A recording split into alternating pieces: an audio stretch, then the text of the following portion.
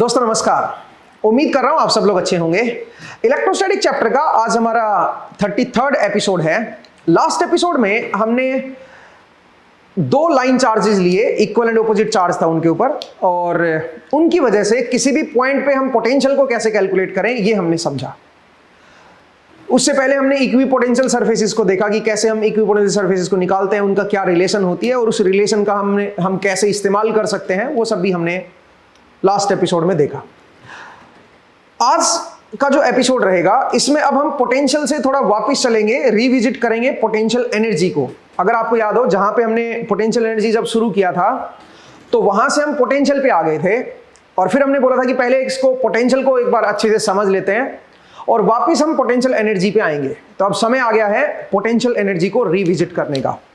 तो चलिए मैं जरा आपको याद दिला देता हूं कि क्या हमने पोटेंशियल एनर्जी के बारे में पढ़ा था और आज हम फिर उससे आगे फर्दर कंटिन्यू करेंगे, ठीक है। तो हमने देखा था कि जो हमारे पास चेंज इन पोटेंशियल एनर्जी होती है, change in potential energy, system की जो पोटेंशियल एनर्जी में जो बदलाव आता है उसको हमने लिखा था माइनस क्यू मेरा टेस्ट चार्ज था, ठीक है, E.dl। और ये कैसे बना था मैं आपको याद दिला देता हूं, ठीक है। सोचिए कि मेरे पास कोई इलेक्ट्रिक फील्ड लाइन सेटअप हो रखी है। अब वो इलेक्ट्रिक फील्ड लाइंस कोई पहले से कोई चार्ज प्रेजेंट होगा उसकी वजह से सेटअप हो रखी है। अब सोचिए कोई पॉइंट चार्ज यहां पे रखा हुआ है Q, ये फिक्स्ड चार्ज है मेरे पास, ठीक है, ये मेरे पास फिक्स्ड चार्ज है। अब इस चार्ज की वजह से कुछ इलेक्ट्रिक फील्ड लाइंस यहां पे सेटअप हो रखी है, रेडियली आउटवर्ड, आप जानते हो भाई सब लोग, ठीक है। इलेक्ट्रिक फील्ड लाइंस यहां पे सेटअप हो रखी है। अब सोचिए मैं कोई टेस्ट चार्ज ले रहा हूं, कोई Q टेस्ट चार्ज ले रहा हूं और मैं इंफिनिटी से और यहां पे कहीं R डिस्टेंस पे आ रहा हूं, ठीक है, कोई मेरा इनफाइनाइट वाला पॉइंट है, वहां से मैं R डिस्टेंस पे आ रहा हूं इससे, और आपको बताना है चेंज इन पोटेंशियल एनर्जी क्या होगी। तो अब जरा सोचिए, अगर मैं इस चार्ज को यहां से यहां पे लेके आऊंगा तो ऑब्वियसली ये जो चार्ज है, ये फिक्स चार्ज, ये इसको रिपेल करेगा तो मुझे जोर लगाना पड़ेगा। इसका मतलब work done by me is positive. तो वर्क डन बाय मी मैं कैसे निकालूंगा? तो वर्क डन बाय मी निकालने के लिए मुझे क्या करना होगा बताओ जरा। इलेक्ट्रिक फील्ड देख लो कितना फोर्स लगा रही है इसके ऊपर। तो इलेक्ट्रिक फील्ड इसके ऊपर लगाएगी Q इंटू E, ये फोर्स लगाएगी। तो इलेक्ट्रिक फील्ड का जो फोर्स होगा उसका जो वर्क डन होगा वो ये होगा। अगर मैं DL लेंथ चलूं तो Q इंटू E तो मेरा इलेक्ट्रोस्टैटिक फोर्स हो गया। इलेक्ट्रोस्टैटिक फोर्स का जो वर्क डन है वो ये बन जाएगा भाई, लेकिन इलेक्ट्रोस्टैटिक फोर्स जो है वो तो ऑपोजिट लग रहा है, वो तो इसको रिपेल करेगा। तो मेरा वर्क डन जो होगा वो उसका क्या होगा, उसका ऑपोजिट होगा। ये होगा DL लेंथ चलने में मैंने कितना वर्क किया है, और अगर मैं लेंथ लार्ज चल रहा हूं तो मुझे इंटीग्रेट करना होगा। This is work done by me. और जितना मैंने वर्क किया है, मेरी एनर्जी कंज्यूम हुई है ना भाई, मुझे तो जोर लगाना पड़ेगा ना यहां तक पहुंचने में। तो जितनी एनर्जी मेरी कंज्यूम हुई है वो एनर्जी रिस्पॉन्सिबल है इस सिस्टम की पोटेंशियल एनर्जी को बढ़ाने के लिए। तो आप ये कह सकते हो चेंज इन पोटेंशियल एनर्जी जो आएगी वो आएगी माइनस Q E.dl। इस तरह से आप क्या कह सकते हो, पोटेंशियल एनर्जी में बदलाव को बता सकते हो कि कितना पोटेंशियल एनर्जी में बदलाव आएगा अगर मैं इनफाइनाइट से या किसी भी, तो यहां पे इनफाइनाइट से आप R पे आ रहे हो ना, तो आप इनफाइनाइट से R पे लिख दो भाई। ये मेरा इन्फिनिटी से R पे टेस्ट चार्ज को लाने में जो चेंज इन पोटेंशियल एनर्जी आएगा वो इस तरह से आप निकाल सकते हो। ये हम ऑलरेडी देख चुके हैं। फिर हमने देखा था अगर मैं इस Q को नीचे ले आऊंगा तो यहां से क्या बनेगा, change in potential. Change in potential क्या बनेगा बताओ, वो बनेगा change in potential energy per unit test charge. Unit test charge को लाने में कितना पोटेंशियल एनर्जी में बदलाव हो रहा है उसी को हम चेंज इन पोटेंशियल बोल देंगे, और इसकी वैल्यू जो निकल के आएगी वो आएगी E.dl। और अगर आप इंफिनिटी से R पे आ रहे हो तो इंफिनिटी से R यहां पे लिखो, ठीक है। हम इंफिनिटी पे रेफरेंस पोटेंशियल को लेते हैं, 0 वोल्ट मान लेते हैं। और कब लेते हैं, जब हमारे पास चार्जेस कैसे हो, फाइनाइट, ठीक है। तो अब जरा देखिए, इसी को थोड़ा सा फर्दर मैं और आपको एक्सप्लेन कर देता हूं और उसके बाद फिर हम आगे बढ़ेंगे। हमने क्या देखा, हमने देखा कि मान लीजिए मेरे पास कोई पॉइंट चार्ज है, कोई पॉइंट चार्ज Q फिक्स्ड है, तो उसकी वजह से अगर मैं R डिस्टेंस अवे पोटेंशियल को कैलकुलेट करूंगा तो पोटेंशियल क्या बनेगा बताओ, वो बनेगा Q बाई 4πε0 R, ये बनेगा। ये R डिस्टेंस का पोटेंशियल है विद रिस्पेक्ट टू इंफिनिटी, ध्यान रखिएगा, ठीक है। ये जब एक्सप्रेशन हम यूज करते हैं तो अगर आप Q चार्ज को, कोई भी स्मॉल Q चार्ज को अगर आप इंफिनिटी से आप यहां पे लाओगे तो सबसे पहले अगर आपको चेंज इन पोटेंशियल देखना हो तो ये बनेगा चेंज इन पोटेंशियल। असल में आपका इंफिनिटी पे जो पोटेंशियल है वो 0 वोल्ट है, और यहां का जो पोटेंशियल फिर आप बोलोगे 0 के रेस्पेक्ट में वो ये बनेगा, ठीक है। तो आप इसको एब्सोल्यूट पोटेंशियल भी बोल सकते हो, क्योंकि फाइनाइट चार्ज है ना, फाइनाइट चार्ज तो इन्फिनिटी पे तो फिक्स मेरा 0 ही है, तो इन्फिनिटी के रेस्पेक्ट में ये मेरा पोटेंशियल आ गया है, 0 के रेस्पेक्ट में ये मेरा पोटेंशियल आ गया है। तो चेंज इन पोटेंशियल जो निकालोगे वो भी यही बनेगा फिर, ठीक है। ये चीज ऑलरेडी हम देख चुके हैं, ठीक है।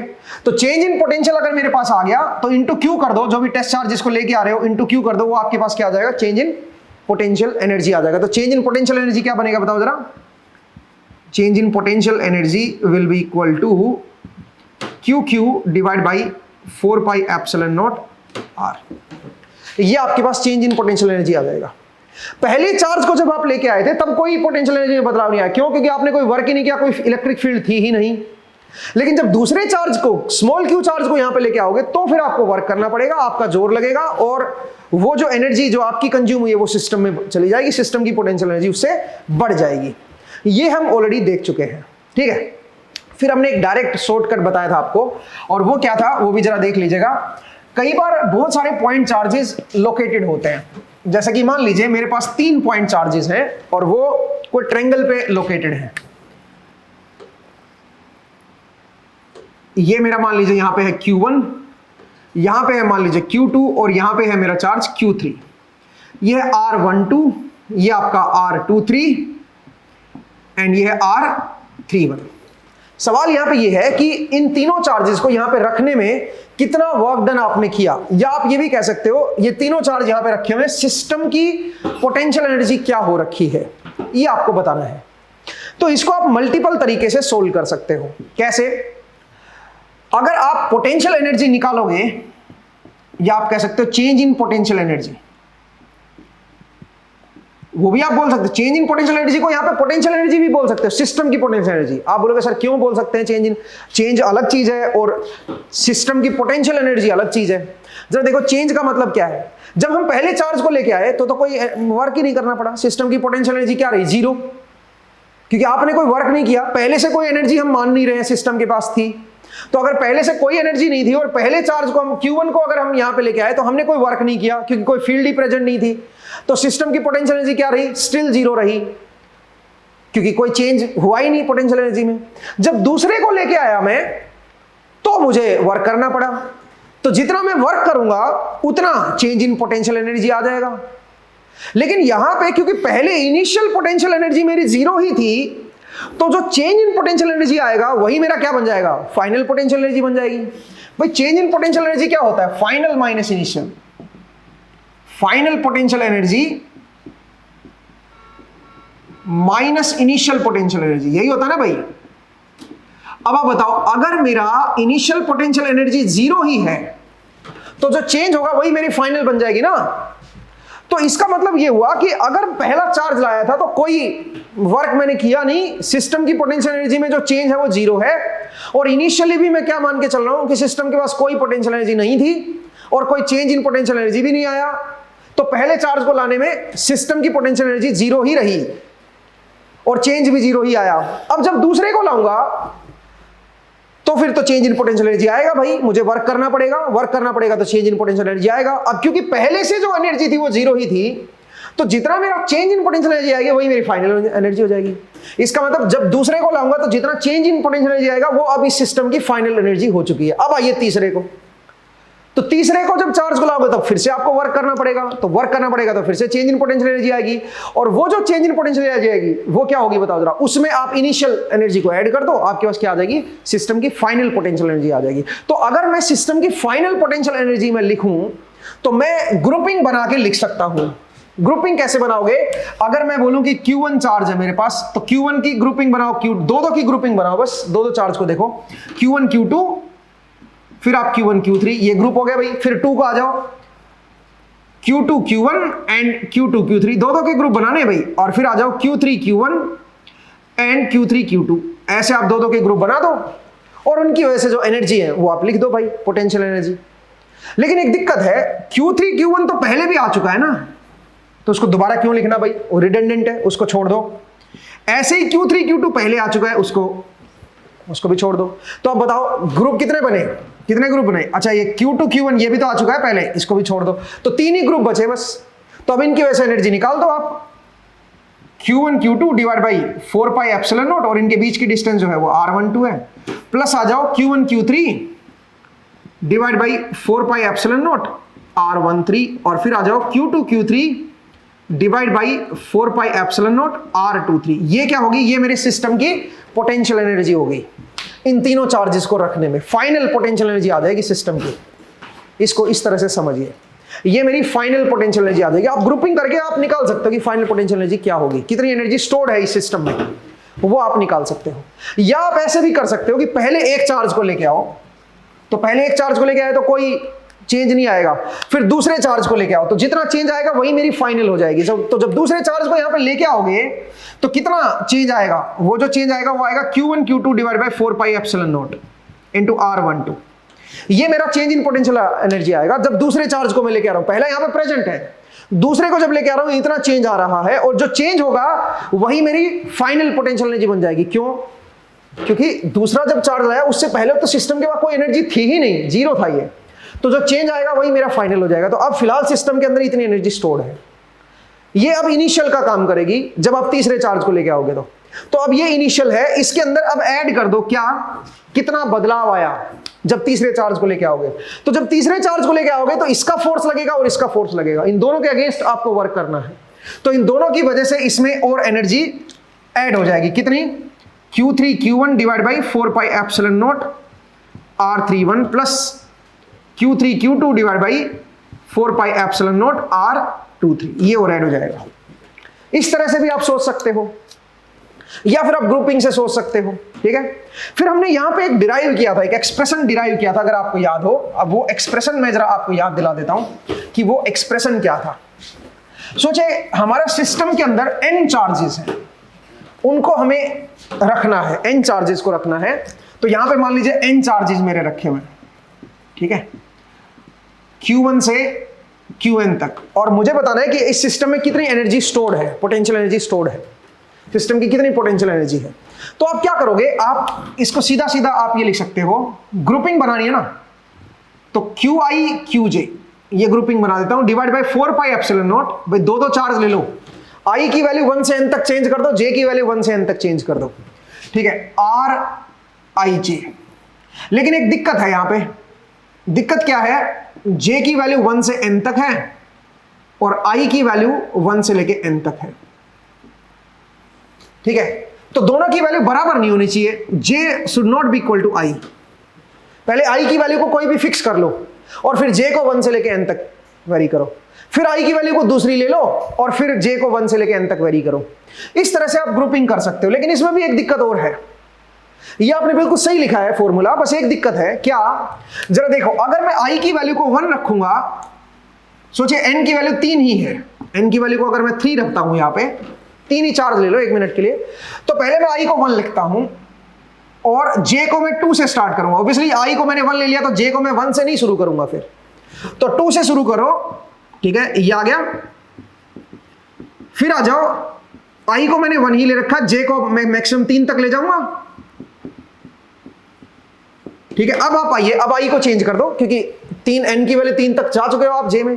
फिर अब I को 2 रखो, तो I को मैंने 2 रखा, अब J को फिर 1 से लेके 3 तक लेंगे, लेकिन J की वैल्यू को 2 नहीं रखेंगे, तो J की वैल्यू पहले 1 करो, ठीक है, और फिर I की वैल्यू 2 है और J की वैल्यू को फिर अब 3 कर दो, 2 मत करो, J should not be equal to I, ठीक है। तो ये बन जाएगा 4 पाई एप्सिलॉन नॉट R23, यहां पे R12 आएगा, ठीक है। तो ये मेरे पास आपका, जब I की वैल्यू 2 थी वो भी लिख दिया। अब I की वैल्यू को 3 कर दो, क्योंकि n तो 3 है ना मेरे पास, तो I की वैल्यू को 3 करोगे तो यहाँ पे Q3 हो जाएगा। तो J की वैल्यू फिर से 1 से लेके 3 तक जाएगी, बट 3 नहीं लेंगे J को इस बार, क्योंकि ऑलरेडी I 3 पे है ना, ठीक है। तो यहाँ पे J की वैल्यू पहले 1 रखो, फिर आप J की वैल्यू को 2 रखो, सही है भाई, इस तरह से आप लिखोगे। लेकिन एक दिक्कत है इसमें, दिक्कत क्या है, जरा देखो, जो ग्रुपिंग है वो 2 बार आ गई, 1 2, और यहाँ पे 1 2 यहाँ पे भी है, तो एक हटाना पड़ेगा आपको, ये डबल हो गया देखा जाए तो। सिमिलरली यहां पे देखो 1 3 और यहां पे 1 3, तो एक हटाना पड़ेगा, ठीक है। और यहां पे 2 3 ये भी डबल हो गया, तो इसको हटाना पड़ेगा। इसका मतलब इसमें डबल डबल चीजें आ रखी है, तो 1/2 करना पड़ेगा इसके साथ, ठीक है। इस तरह से आप क्या कर सकते हो, आप एक फॉर्मूला डिराइव कर सकते हो, सिस्टम की पोटेंशियल एनर्जी क्या होगी। अब जरा देखिए, इसको अगर मैं फर्दर सिंप्लीफाई करूं तो मैं इसको ऐसे लिख सकता हूं, जरा देखिए, this comes out to be 1/2 summation QI summation QJ divide by 4 pi epsilon naught Rij, J from 1 to n, and J is not equal to I from 1 to n। मैं इस तरह से इसको लिख सकता हूं दोस्तों, ठीक है, इसमें तो कोई दिक्कत नहीं होगी भाई। लेकिन अब जरा नोटिस कीजिए, ये क्या चीज है, इस चीज को नोटिस कीजिए, ये क्या चीज है, ये है मेरा जो ith चार्ज है, उसको एक बार हटा दो, उसको देखो ही मत, उसकी लोकेशन पे बाकी जो चार्जेस हैं उनका क्या पोटेंशियल है, उनकी वजह से क्या पोटेंशियल है। तो एक तरह से ये क्या बन गया बताओ जरा, ये बन गया potential at ith charge location. तो आप क्या लिखोगे, ये बन जाएगा 1/2 summation QI I from 1 to n into VI। VI क्या है बताओ, VI is the potential at ith location. जो ith चार्ज है ना, उसकी लोकेशन पे कितना पोटेंशियल है बाकी चार्जेस की वजह से, ये वो वाला पोटेंशियल है। तो ये हमारे पास पोटेंशियल एनर्जी का एक्सप्रेशन आ गया। अब चलिए इसको जरा अप्लाई करके देखते हैं, ठीक है। जरा देखिए दोस्तों, अगर मान लीजिए मैं आपसे एक क्वेश्चन दूं, अब इस कंसेप्ट को अप्लाई करते हैं। अगर मैं आपसे ये बोलूं कि भाई मेरे पास 3 चार्जेस हैं, फिर से वही क्वेश्चन लेते हैं सो दैट आपको अंडरस्टैंड हो सके कि कैसे ये बना है और इसको अप्लाई कैसे करना है। मेरे पास 3 चार्जेस हैं यहां पे, ठीक है, Q1 Q2 Q3, ये R12 है, ये R23 है और ये R31 है, ठीक है भाई। मेरे पास 3 चार्जेस हैं, मुझे चाहिए सिस्टम में कितनी एनर्जी स्टोर्ड है। भाई पहले कोई भी चार्ज नहीं था, अब तीनों है, तो चेंज इन पोटेंशियल एनर्जी क्या आ गया है, जब 0 चार्जेस से 3 चार्जेस के लोकेशन, 3 चार्जेस के ग्रुपिंग पे आए तब आप, तो कितनी एनर्जी में बदलाव आया, जितनी एनर्जी में बदलाव आया वही एनर्जी मेरी सिस्टम की स्टोर्ड एनर्जी हो गई है। अब अपने को वो बताना है कि कितनी स्टोर्ड एनर्जी है अब सिस्टम के अंदर, या आप ये कह सकते हो इन तीनों चार्जेस को यहाँ पे रखने में कितना पोटेंशियल एनर्जी में बदलाव आया, कितना मुझे वर्क करना पड़ा, ये मुझे निकालना है। तो वो एक्सप्रेशन का इस्तेमाल कर सकता हूं भाई। अब वो कैसे करेंगे वो जरा देखिए, 1/2 इंटू, पहले आप Q1 ले लो चार्ज, ये मेरा Q1 हो गया, इंटू बताओ क्या लिखोगे, इंटू इस पॉइंट पे बाकी 2 चार्जेस की वजह से क्या पोटेंशियल है, इस चार्ज की वजह से क्या पोटेंशियल आएगा, वो आएगा Q2 divide by 4 pi epsilon naught R12। इस चार्ज की वजह से यहां पे पोटेंशियल क्या आएगा, ऑब्वियसली ये विद रिस्पेक्ट टू इंफिनिटी देखेंगे इसमें, क्योंकि पॉइंट चार्ज है मेरा, ठीक है। अब आइए Q3 की वजह से, बाकी 2 चार्जेस की वजह से यहां पे देखना है ना, तो Q3 की वजह से क्या आ जाएगा, Q3 divide by 4 pi epsilon naught R23, ठीक है भाई, ये आ गया, ठीक है। अब आ जाओ, अब I की वैल्यू को चेंज कर दो। अब I की वैल्यू को चेंज करोगे तो I की जगह 2 रखो, 2 रखोगे तो यहां पे आ जाएगा Q2, ठीक है। अब Q2 को छोड़ के बाकी 2 चार्जेस है, उनकी वजह से यहां पे क्या पोटेंशियल है, I की जगह 2 हो गया ना, तो ith वाली लोकेशन पे बाकी चार्जेस की वजह से पोटेंशियल लिखना है ना भाई। तो ith की लोकेशन पे अब क्या आ गया, Q2 आ गया, तो Q2 को हटा के बाकी जो 2 चार्जेस है उनकी वजह से पोटेंशियल यहां पे क्या बनेगा, वो बनेगा Q1 divide by 4 pi epsilon naught R12 plus Q3 divide by 4 pi epsilon naught R23। सही है भाई, ये आ जाएगा। अब आ जाइए तीसरा चार्ज Q3, अब इसको हटा दो एक बार और इस लोकेशन पे बाकी चार्जेस की वजह से पोटेंशियल निकाल लो, तो क्या बनेगा, Q1 divide by 4 pi epsilon naught R31 या 13 लिख दो, Q2 divide by 4 pi epsilon naught R23, यही बनेगा भाई। ये मेरे पास चेंज इन पोटेंशियल एनर्जी आ जाएगा, या आप कह सकते हो सिस्टम की पोटेंशियल एनर्जी 3 चार्जेस को लोकेट करने में कितनी बढ़ चुकी है वो पता चल जाएगी आपको। फिलहाल कितनी पोटेंशियल एनर्जी है सिस्टम की वो पता चल जाएगी। लेकिन इंटरेस्टिंग क्या है जरा देखिए, अगर आप ध्यान से देखेंगे तो हर क्वांटिटी 2 बार आ रखी है। यहां पे देखो Q1 Q2 है और यहां पे भी Q1 Q2 सेम ही दोबारा रिपीट हो गई है, इसीलिए तो हाफ का फैक्टर आया। तो जब आप इसको सिंप्लीफाई करोगे तो अल्टीमेटली क्या बनेगा, Q1 Q2 divide by 4 pi epsilon naught R12 ठीक है, यहां से निकल आएगा, टू आएगा वैसे तो, बट हाफ करोगे तो एक ही रह जाएगा ना। सिमिलरली Q1 Q3 जो है 2 बार आ रखा है, देखो Q1 Q3 यहां पे भी है और Q1 Q3 यहां पे भी है, तो हाफ करोगे उसका तो ये आ जाएगा Q1 Q3 divide by 4 pi epsilon naught R13। Similarly आप जो है Q3 Q2 ये भी 2 बार आ रखा है, Q3 Q2 यहां पे भी है, Q3 Q2 यहां पे भी है, तो वो भी आपका एक ही बार हो जाएगा upon 4 pi epsilon naught R23। ये बन जाएगा दोस्तों, ये मेरे पास सिस्टम की एनर्जी आ जाएगी, और पहले भी यही आ रही थी। ठीक है, पहले आप थोड़ा अलग तरह से देख रहे थे, अब आपका देखने का नजरिया थोड़ा सा बदल गया। तो इस तरह से आप जो है इसको देखोगे। मुझे उम्मीद है आपको ये समझ आया कि कैसे हम इस कंसेप्ट को अप्लाई करें पोटेंशियल वाले को। लेकिन इसका एक और तरीका भी है। एक और तरीका क्या है वो जरा देखिए, उसको हम कैसे समझें उसको भी जरा देख लेते हैं। तो मैं इसको रब कर रहा हूं दोस्तों, मुझे उम्मीद है आपको ये समझ आया। ठीक है, तो ये हमारी सिस्टम की एनर्जी जो है वो हमने निकाली कि कैसे हम सिस्टम की एनर्जी को निकाल सकते हैं। अब जरा देखिए, अब एक और चीज देखते हैं। अगर मैं आपसे बोलूं कि भाई इसी को जो हमारे पास एक्सप्रेशन आया है 1/2 summation QI from 1 to n into potential at ith location, ये था ना भाई। इसी को आप थोड़ा मॉडिफाई कर सकते हो। ये तो हमने पॉइंट चार्जेस के लिए देखा कि पॉइंट डिस्क्रीट लोकेशन पे मेरे पॉइंट चार्जेस रखे हुए हैं। अगर मेरे चार्जेस जो हैं वो यूनिफॉर्मली डिस्ट्रीब्यूटेड होते, पूरे रीजन के अंदर अगर चार्ज डिस्ट्रीब्यूटेड होते, तो फिर क्या करते? तो फिर हम जो एक्सप्रेशन लिखते हैं ये समेशन इंटीग्रेशन में कन्वर्ट हो जाता। तो फिर आपकी जो स्टोर्ड पोटेंशियल एनर्जी आएगी वो आएगी 1/2 इंटीग्रेशन, इसकी जगह पे रो वी डी वी कर दूं भाई मैं, रो वी डीवी क्या हो गया मेरा, डी क्यू चार्ज हो गया, और उस डी क्यू के चार्ज पे जो बाकी चार्जेस की वजह से जो पोटेंशियल है वो मेरा वी हो गया भाई। तो ये वी और ये वी में कंफ्यूज मत होइए, ये वॉल्यूम है और ये आपका पोटेंशियल है। तो वॉल्यूम को मैं क्या लिखूं, वॉल्यूम को मैं थोड़ा अलग नोटेशन से लिख देता हूं, डी वी, चलो डी वी कर देता हूं, और इसको मैं वी आई ही लिख देता हूं।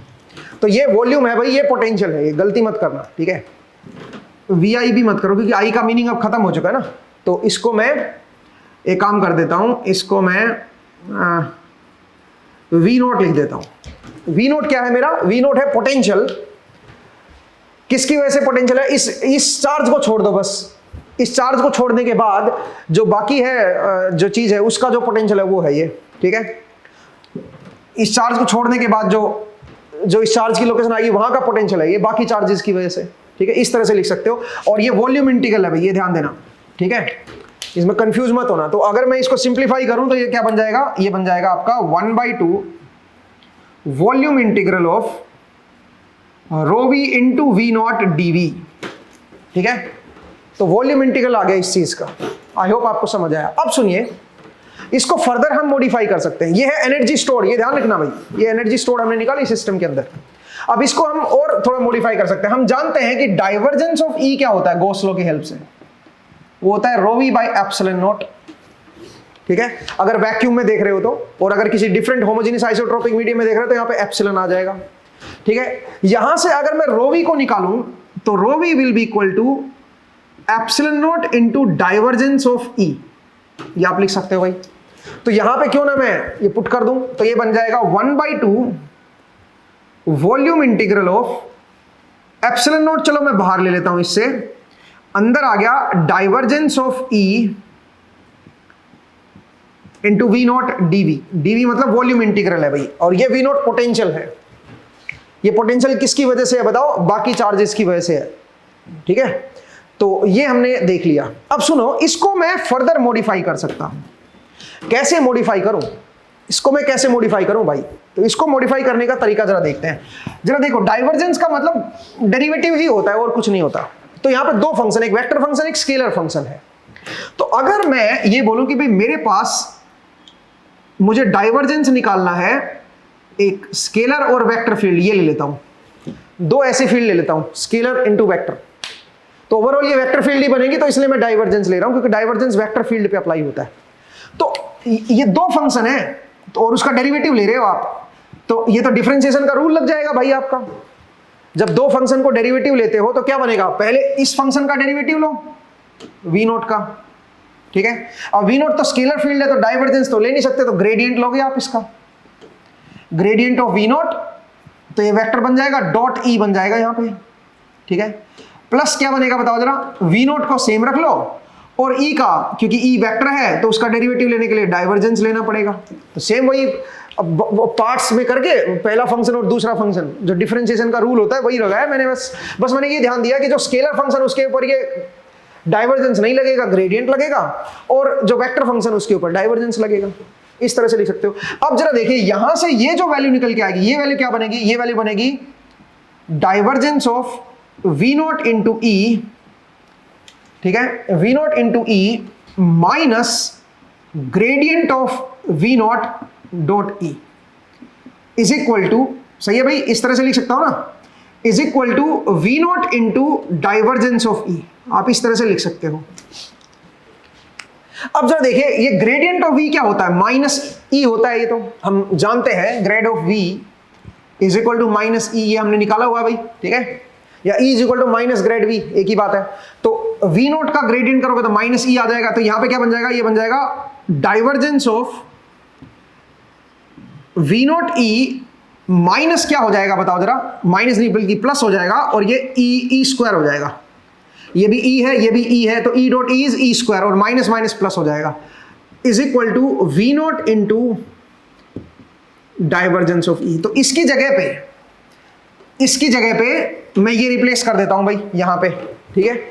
तो अगर मैं रिप्लेस करूंगा तो जो सिस्टम की जो एनर्जी आएगी वो आएगी एप्सिलॉन नॉट बाई 2, ध्यान से देखो भाई, ठीक है, इंटीग्रेशन वॉल्यूम इंटीग्रल ऑफ, इसकी जगह पे मैं चेंज कर देता हूं भाई, ठीक है, डाइवर्जेंस ऑफ ई, और वी नोट मेरा बाहर है तो इसकी जगह पे जब मैं चेंज करूंगा तो बन जाएगा divergence of V naught E D V, एक तो ये टर्म आ जाएगी, ठीक है, और प्लस क्या बनेगा epsilon naught by 2 integration E square, ये मोड का स्क्वायर, अभी ध्यान देना भाई, वेक्टर का ई का डॉट ई के साथ होगा तो मोड का स्क्वायर हो जाएगा इंटू डीवी, और ये भी मेरा वॉल्यूम इंटीग्रल है।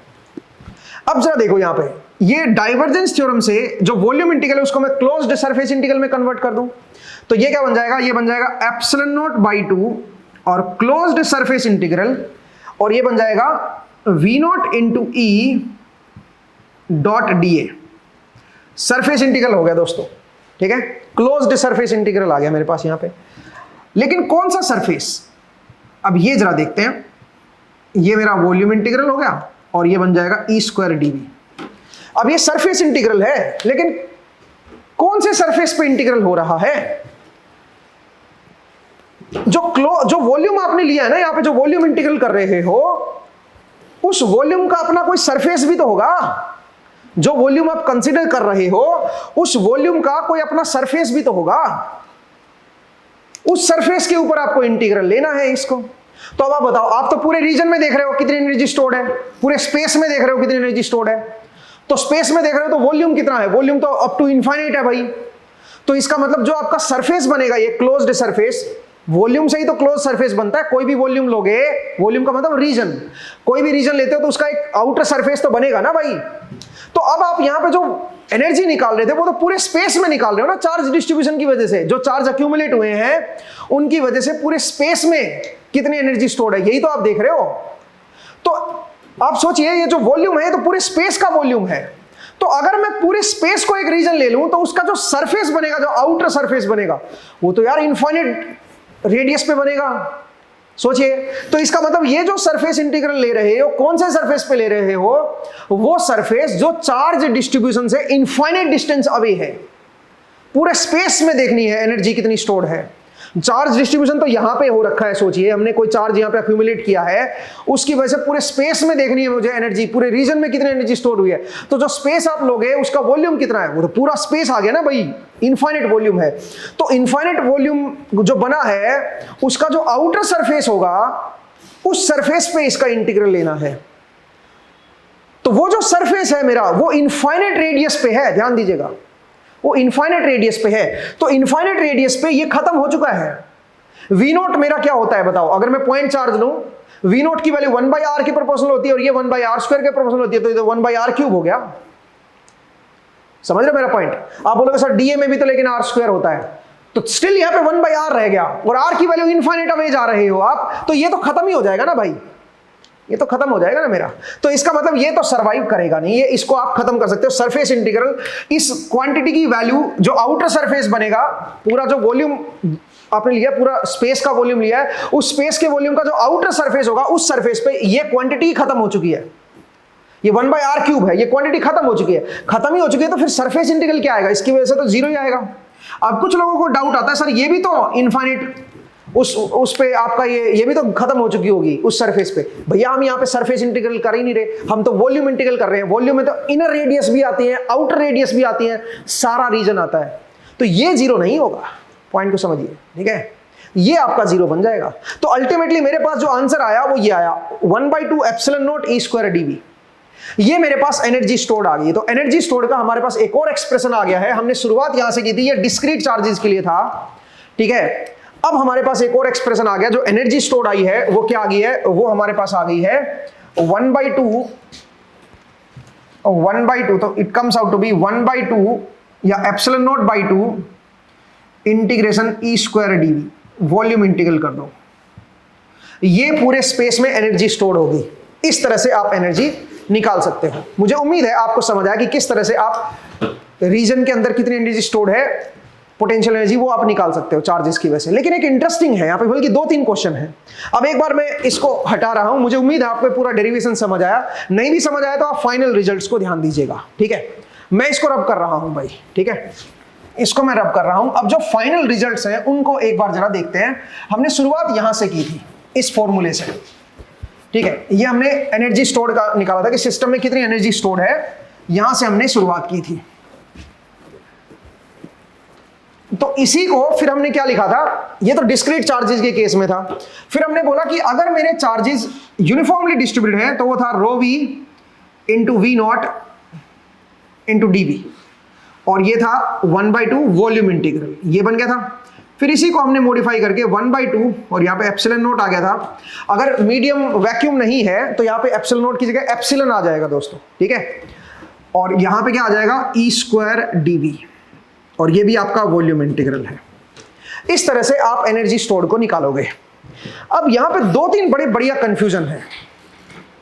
सबसे पहले तो जरा देखो, यहाँ पे ई के मैग्नीट्यूड का स्क्वायर हो रखा है, यहाँ पे कोई वेक्टर नहीं है, ठीक है। तो ये तो ऑलवेज ही पॉजिटिव आएगी, इसका आंसर ऑलवेज पॉजिटिव आएगा दोस्तों, ऑलवेज पॉजिटिव आएगा। जबकि यहां पे ये तो नेगेटिव भी हो सकती है भाई, ठीक है, ये तो आपका नेगेटिव भी हो सकता है, इवन ये भी नेगेटिव हो सकता है, ठीक है। तो यार ये कैसे पॉसिबल है, ठीक है, इसको हम कैसे देखें, इसको कैसे हैंडल करें, क्या गड़बड़ क्यों आ रही है? चलो ये मुझे लगता है कि ये तो ऑलवेज ही पॉजिटिव रहेगा, बट ये आपका नेगेटिव हो सकता है ना, ठीक है, इसी से तो ये डिराइव हुआ है। तो क्या दिक्कत क्या है, बताओ, ये ऑलवेज पॉजिटिव कैसे है और ये नेगेटिव कैसे आ रही है? आप बोलोगे सर नेगेटिव कैसे हो सकती है? भाई नेगेटिव हो सकती है, क्यू आई की वैल्यू नेगेटिव ले लो भाई, आई चार्ज जो मेरा नेगेटिव है, ठीक है। एक चार्ज को नेगेटिव ले लो ना, बाकी सारे चार्जेस को पॉजिटिव ले लो। पॉसिबल, यहाँ पर पॉसिबिलिटी है कि नेगेटिव हो जाए, ठीक है, नेगेटिव आ जाए उसकी पॉसिबिलिटी है, ठीक है। हो सकता है आपका जो ith पोजीशन पे जो पोटेंशियल है वो आपका पॉजिटिव है, जो QI चार्ज को लेके आ रहे हैं वो नेगेटिव चार्ज है। तो इसका मतलब है कि इस एक्सप्रेशन से नेगेटिव आंसर आ सकता है, इस एक्सप्रेशन से कभी भी नेगेटिव आंसर नहीं आएगा। अब गड़बड़ क्या है? गड़बड़ जो है वो लाई कर रही है इसकी अंडरस्टैंडिंग में और इसकी अंडरस्टैंडिंग में। जरा देखिए क्या अंडरस्टैंडिंग में क्या गड़बड़ है। यहां पे आप क्या कर रहे हो, यहां पे आप ith चार्ज को हटा रहे हो, ith चार्ज की लोकेशन को गायब कर रहे हो। वहां पे पहले QI चार्ज था, जैसे 3 चार्ज की लोकेशन ले लो ना आप, 3 चार्जेस को मान लो ना आप, तो पहले आप क्या कर रहे हो, पहले आप Q1 को हटा रहे हो और बाकी जो चार्जेस हैं उनकी वजह से यहां पे पोटेंशियल निकाल रहे हो, ठीक है, और फिर Q1 से मल्टीप्लाई कर रहे हो। सिमिलरली फिर Q2 को हटा रहे हो और बाकी 2 चार्ज की वजह से यहाँ पे पोटेंशियल निकाल रहे हो, फिर Q2 से मल्टीप्लाई कर रहे हो। ऐसे ही आप Q3 के लिए कर रहे हो, यही कर रहे हो भाई। लेकिन आप अगर यहां पे ध्यान से देखोगे या यहां पे देखोगे तो यहां पे आपने जो चार्ज हटाया है वो है रो वी dv, स्मॉल चार्ज आपने हटाया है, और आप जो है बाकी चार्जेस की वजह से पोटेंशियल निकाल रहे हो। अब सुनिए, ये इतना स्मॉल है कि ये टेंडिंग टू जीरो है। इसका मतलब इसमें जो आपका जो चार्ज जो आपने हटाया है और उसको हटाने के बाद जो आपने पोटेंशियल निकाला है, वो पोटेंशियल ऑलमोस्ट सारे चार्जेस की वजह से आ गया है। जो हटा हुआ चार्ज है वो तो टेंडिंग टू जीरो ही है, वो तो कुछ हटा ही नहीं, एक तरह से आप ये समझिए, ठीक है। तो एक तरह से आप ये कह सकते हो, इसमें हमने एक और चीज कंसीडर कर ली है। इसमें आपको जो ये चार्ज Q1 जो था, उसको खुद को अक्यूमुलेट करने में कितना समय लगा, कितना एनर्जी लगी है, वो आपने नहीं कंसीडर किया। Q1 भी तो कोई चार्ज आया होगा, उसके अंदर भी तो कई सारे इलेक्ट्रॉन से मिलके बना होगा ना ये चार्ज। जैसे मान लीजिए मैं बोलूँ 2 कूलम चार्ज है, तो 2 कूलम है तो इसमें तो बहुत सारे इलेक्ट्रॉन है भाई, तो उनको भी तो इकट्ठा किया ही होगा ना। यहाँ पे आप उसको चार्ज को इकट्ठा करने वाली एनर्जी को नहीं देख रहे हो, आपने उसको अलग कर दिया भाई। आपने बोला कि इसको मत देखो, जो Q1 को खुद को इकट्ठा करके यहां पे रखने में कितना लगा है वो नहीं देखा आपने, वो एनर्जी को आपने नहीं देखा, जबकि इसके अंदर वो भी इंक्लूड है। क्योंकि आप खुद देखा ना, ये जो स्मॉल चार्ज है टेंडिंग टू जीरो है। जीरो का मतलब है बिल्कुल माइन्यूट से माइन्यूट चार्ज को भी लाने में जो एनर्जी लगी ना, वो भी इसके अंदर इंक्लूड है।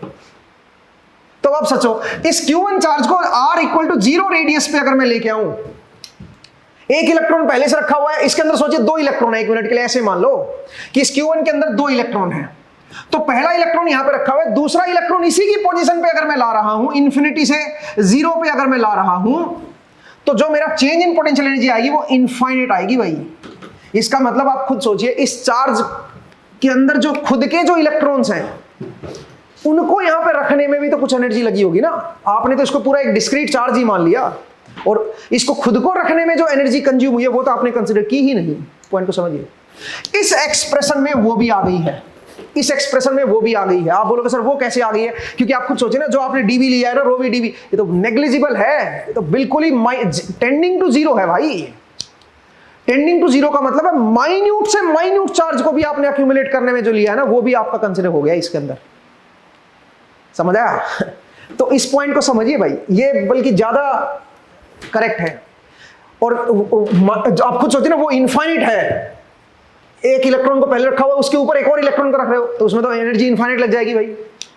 और फिर उसके अंदर बाकियों को भी जोड़ोगे तो पॉसिबिलिटी है कि भाई पॉजिटिव आएगा ऑलवेज। ठीक है, पॉइंट को समझो ये कैसे आपका बन रहा है। ठीक है, तो इसलिए यहां पे कंफ्यूज मत होइएगा। तो फिर कब ये इस्तेमाल करें, कब ये इस्तेमाल करें, ये कब करोगे? डिस्क्रीट चार्जेस अगर रखे हो, आपको डिस्क्रीट चार्जेस रखे हो तो इसका इस्तेमाल कीजिए, और अगर फाइनाइट चार्ज डिस्ट्रीब्यूशन है तो इसका इस्तेमाल करेंगे। ठीक है, तो आपको बस ये ध्यान देना है कि कौन सा कब हमें इस्तेमाल में लाना है। डिस्क्रीट चार्जेस रखे हुए हैं और उनकी वजह से एनर्जी स्टोर पूछ रहा है, तो इसका मतलब वो डिस्क्रीट चार्ज, जो चार्ज इटसेल्फ है, वहां पे जो छोटे छोटे चार्जेस को मिला के वो चार्ज बना है, वो छोटे छोटे चार्जेस को मिला के जो एनर्जी है वो नहीं निकाल रहा है, वो उसको नहीं कंसीडर कर रहा है वो। फिर समझिए, तो जब भी आपके डिस्क्रीट चार्जेस का केस आ जाएगा तो आप इसका इस्तेमाल करेंगे, और जब भी आपका चार्ज डिस्ट्रीब्यूशन होगा तो उसमें हम इसका इस्तेमाल करेंगे। ठीक है, इस चीज को ध्यान दीजिएगा भाई, ये बहुत इंपॉर्टेंट है। अब मैं एक और इंटरेस्टिंग बात बताना चाह रहा हूं आपको इसी में, और उसके बाद अगले एपिसोड में फिर हम इसके ऊपर कुछ क्वेश्चंस की प्रैक्टिस करेंगे। ठीक है, जरा देखिए वो दूसरी बात क्या है जो कि बड़ी प्यारी चीज है। जरा देखिए,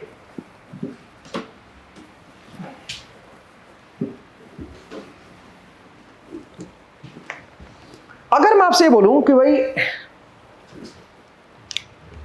मैं क्या कर रहा हूं, मैं ऐसे चार्जेस को इकट्ठा कर रहा हूं। सोचिए मेरे पास Q1 है, या 3 चार्जेस ही ले लो, चलो ये Q1 है, ये यहां पे Q2 है, और यहां पे Q3 चार्ज है।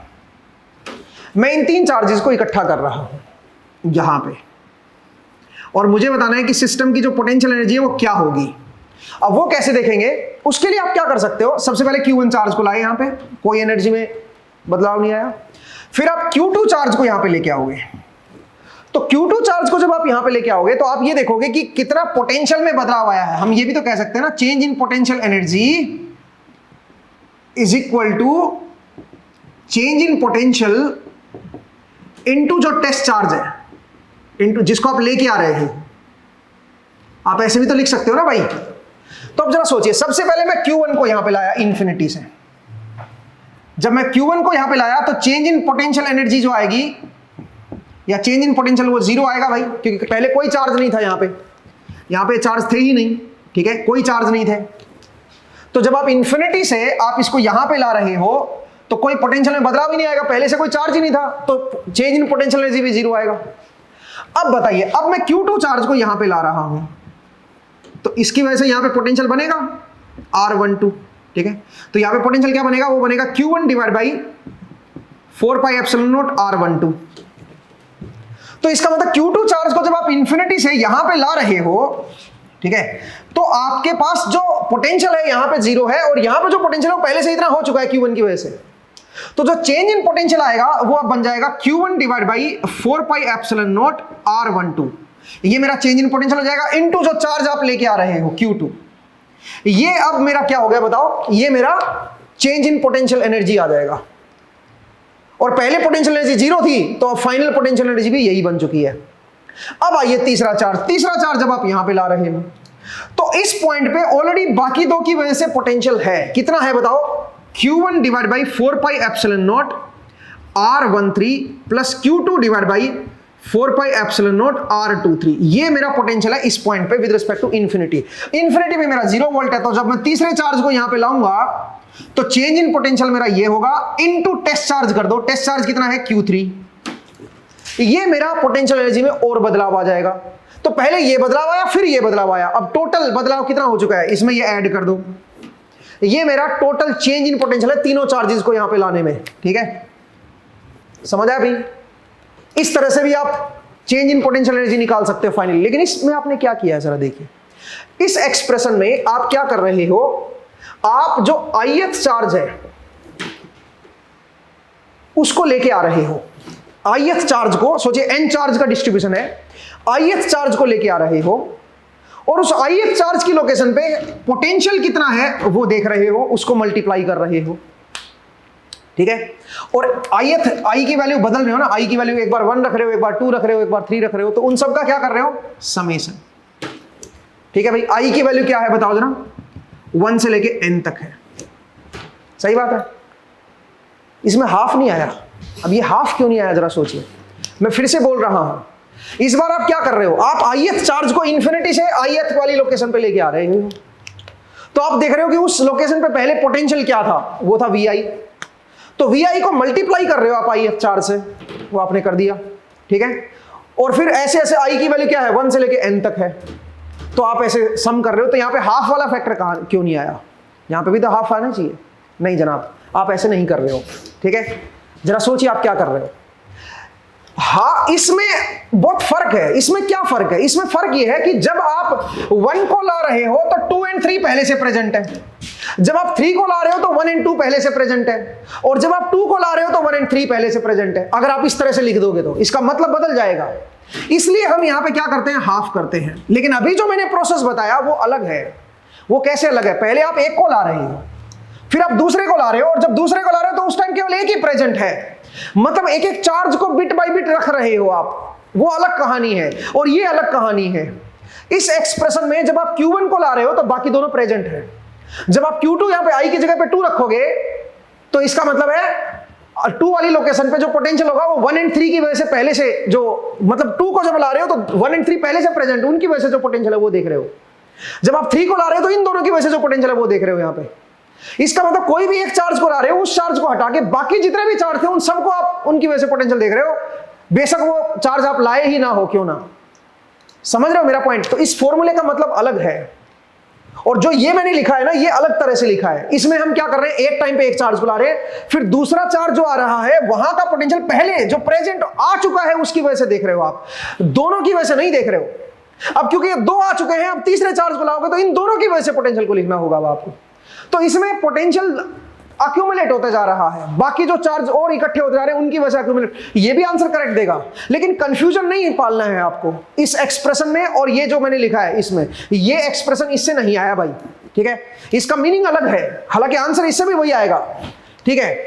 ये एक्सप्रेशन अलग तरह से लिखा है मैंने, फाइनल रिजल्ट सेम ही आ रहा है बट इसका प्रोसेस अलग है, ठीक है। तो कई बार आप बिट बाय बिट लेके आते हो चार्ज को, जो पहले चार्ज आ गया वो आ गया, उसके बाद उसमें और एक्स्ट्रा ऐड करते हो, उस केस में हाफ नहीं आएगा, ठीक है। उस केस में जो पहले से चार्ज प्रेजेंट उसकी वजह से पोटेंशियल निकाल लो कौन सी लोकेशन पे, जिस लोकेशन पे अगला चार्ज आने वाला है, और इनटू दैट चार्ज जो आने वाला है वो मल्टीप्लाई कर दो। फिर अब चार्ज, टोटल चार्ज बढ़ चुका है, अब जो टोटल चार्ज आ चुका है उसकी वजह से जो तीसरी नई लोकेशन है जहां पे और एक्स्ट्रा चार्ज आने वाला है, वहां पे पोटेंशियल निकाल दो और फिर जो चार्ज आया है उससे मल्टीप्लाई कर दो। इस तरह से आप जोड़ते चले जाओ। आप, आई होप आपको समझ आया कि ये प्रोसेस अलग है और ये क्या था, इसमें क्या डिफरेंस है। ये बड़ा कमाल का लेक्चर है भाई, इसको ध्यान से समझिए। इसमें कई सारे डाउट जो होते हैं आपके, उनको मैंने टैकल किया है, ठीक है। तो दोस्तों अभी के लिए हम इतना ही करेंगे आज के एपिसोड में। अगले एपिसोड में फिर से आपसे मुलाकात होगी। अपना ख्याल रखिए, पढ़ते रहिए, मुस्कुराते रहिए। नेक्स्ट एपिसोड में इस कंसेप्ट के ऊपर मैं प्रॉब्लम लूंगा और आपको ये डिफरेंस और बेहतर समझ आएगा कि मैं क्या बताने की कोशिश कर रहा हूं, ये अलग कैसे है इससे। फाइनल रिजल्ट दोनों से सेम आ रहा है बट दोनों का प्रोसेस अलग अलग है, उसको हम अगले एपिसोड में फिर से समझेंगे, ठीक है, कुछ क्वेश्चंस के साथ, सो दैट आपको ये इसकी पूरी क्लैरिटी मिले आपको। आज के लिए इतना ही करते हैं, नेक्स्ट एपिसोड में फिर से मिलते हैं। Thank you and take care.